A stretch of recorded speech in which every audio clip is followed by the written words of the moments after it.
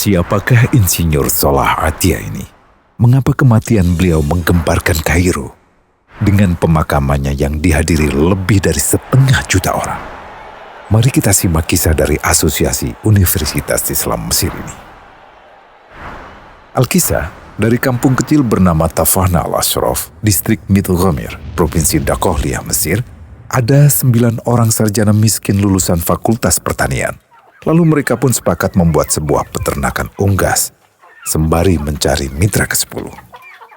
Namun mereka terbentur modal, maka dengan sekuat tenaga mereka kumpulkan dari hasil menjual tanah, perhiasan istri, hingga meminjam.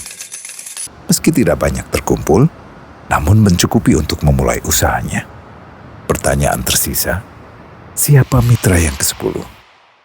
Insinyur Solah, satu dari mereka pun berkata, "Aku sudah menemukan mitra yang ke-10. Siapa?" kata teman-temannya. "Allah," lanjutnya. "Allah akan menjadi mitra usaha kita yang ke-10. Allah akan mendapat 10% dari keuntungan kita. Dengan perjanjian, Allah yang akan memberikan perlindungan dan pemeliharaan, keamanan dari segala wabah penyakit." Akhirnya mereka pun sepakat. Kontrak kerjasama pun ditulis secara rinci dan dicatatkan ke notaris, lengkap dengan peran mitra ke-10 tersebut. Tak disangka, setelah 1 musim bisnis mereka langsung meroket, jauh dari yang dibayangkan sebelumnya. Lalu mereka pun kembali bersepakat menambah jatah keuntungan mitra ke-10 menjadi 20% di musim kedua, dan begitu seterusnya hingga mencapai 50%. Lalu bagaimana keuntungan mitra ke-10 itu dialokasikan? Dimulai dengan membangun sekolah dasar Islam putra, lalu lanjut putri, kemudian sekolah menengah putra, kemudian putri. Tambah lagi madrasah aliyah putra, lalu putri. Tapi karena keuntungan terus membanjir, akhirnya dibentuklah Baitul Mal.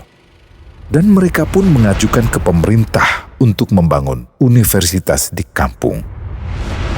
Awalnya ditolak dengan alasan tiadanya akses bagi para mahasiswa. Tak berapa lama mereka pun mengajukan pembangunan universitas lengkap dengan stasiun kereta beserta jalurnya dengan biaya mandiri. Akhirnya permintaan ini disetujui, dan pertama dalam sejarah Mesir berdirilah sebuah universitas di perkampungan kecil. Semakin berkembang, dibangun pula fakultas kedua, ketiga, keempat hingga asrama putri dengan kapasitas 600 kamar. Lalu asrama putra dengan 1.000 kamar. Tiket kereta api pun digratiskan untuk memudahkan transportasi menuju kampung tersebut. Tak cukup hanya itu, dibangun Baitul Mal berikutnya hingga hilang kemiskinan di daerah tersebut.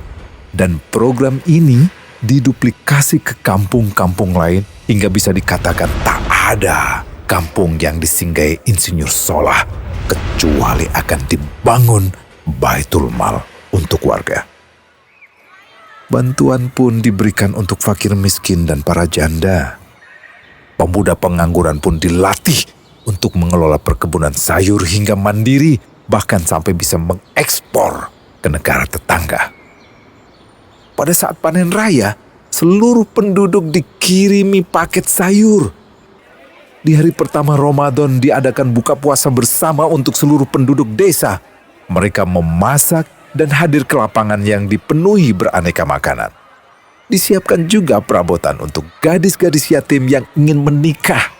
Dan ini semua merupakan sedikit dari banyaknya kebaikan yang dilakukan oleh Insinyur Solah. Hingga pada akhirnya disepakatilah keuntungan perusahaan 100% untuk Allah. Insinyur Solah yang awalnya adalah salah satu mitra usaha berubah menjadi karyawan Allah. Dia hanya menerima gaji, namun dia memberikan Tuhannya syarat agar membuatnya hanya butuh kepadanya dan hanya meminta kepadanya. Inilah sosok Insinyur Solah Atia, aktor utama kisah menakjubkan ini. Keikhlasannya membuat ia sama sekali menolak terkenal di media massa.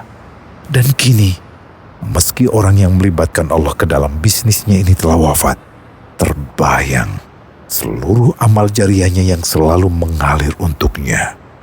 Masya Allah. Pertanyaannya, akankah ini hanya menjadi sebatas kisah saja? Atau menjadi teladan bagi kita untuk mengikuti jejaknya? Global Wakaf